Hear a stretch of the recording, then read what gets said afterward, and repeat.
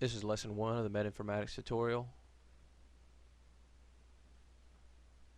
We're going to talk about how to log in and sort of navigate through the main screens that you have available to you.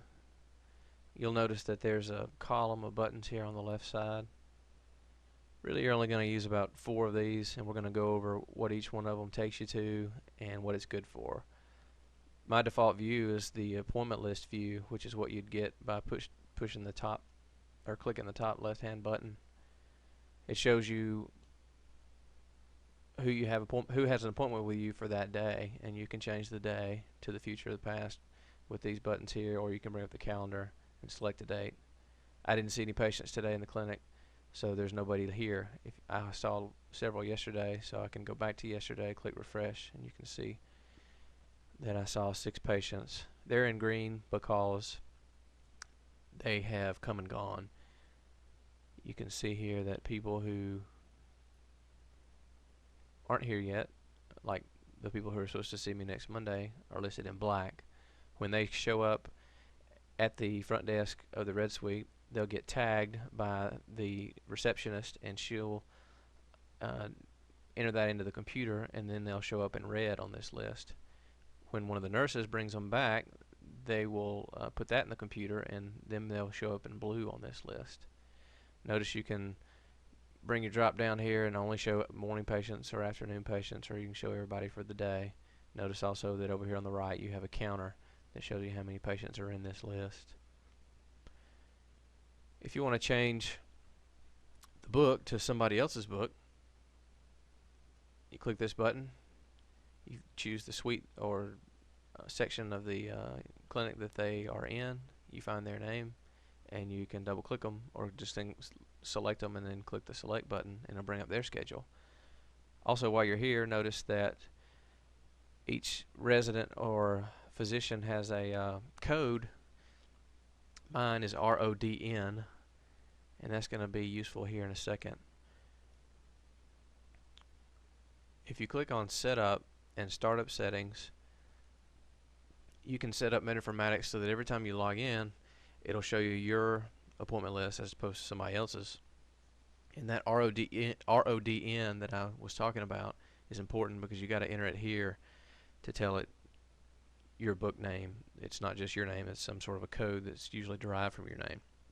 You'll also need to make sure these 3 fields are your actual suite, and then you check the appropriate checkbox that you want to be brought up each time that you log in. Again, for me, I like seeing the appointment list view. The next button that you'll be using on the left will take you to the message section. It's the message button, and when you want to check your messages, which they recommend that you do at least once a day, you'll click here, and it'll show you your list of messages. And we'll go into a little bit more detail later on how to check your messages, what some typical messages will say, and how to handle them. The next button is the patient list. Let me show you that one more time right here below the messages, and that's just what you use to look up a patient by their name. And it also will allow you to select date of birth or account number. Really the only one that you'll ever use probably besides their name is their date of birth. So it's last name comma first name, and it'll allow you to look up a patient by their name. The last button that represents a major portion of section of Medinformatix that you're going to use as a resident is the room view, and it brings up the view of each of the rooms in whatever clinic that you're in. You can change that here. And if there were any patients in rooms, their names would be in these recessed fields here. If there were a patient in this room 6 here, I could open that patient's chart by clicking the button on room 6. I could also tell something about the status of that patient by either looking here in this blank space, which would, if there were a patient in the room, have an icon there, or looking down in this white space, which will also be a list of all the patients in the room sorted by first come, first serve. That way, if you have more than one patient in a room, you know who to see first. Now, back to this icon here. If a patient is waiting to be seen if they're being brought back by the nurse and having vital signs collected and they're not ready to be seen yet, the icon will look like this, the nurse's hat. When she gets finished and she's ready for you to see the patient, she'll go into her computer and she'll click that icon next to the room 6 button one time, and it will change to a green light, and that will be your message that the patient is ready to be seen by you. And so if you get to this screen and you see a patient that is yours and they have a green light by them, that means they're just waiting for you to go in and see them. How do you know they're yours? Well, their name will be here, and also your little code, which in my case would be RODN. And when I see the patient, if I need to, when I come out of the room, if I need the nurse to come in behind me and do something, whether it's give them a shot or put on a bandage or something like that, I can click the green light icon and it will change to this nurse's hat with the vial, and that will be the message back to her that she needs to come in and do whatever it is that I've ordered. Once it looks like that, if you click it one more time, it moves the patient out of the room completely. That's about it for just navigating the major sections of Medinformatics. We're going to go into more detail about how to achieve some other things in this computer system in future tutorials. Thanks for your time. Hi, this lesson of the Medinformatics tutorial is going to go over some of these trees here that are on the left side of the patient's chart, which ones are useful, which ones you're probably not going to use, and kind of how to use each particular one. You'll see the top 4 are for creating notes: adult, pediatrics, OBGYN, and sports medicine. Those are the ones you're going to click on if you need to actually generate a note for a patient encounter. Everything below that on this main tree is going to do something different besides creating a note. After the note generating fields, you have a office visit common script note. I have no idea what that does. Nursing, you won't ever click on.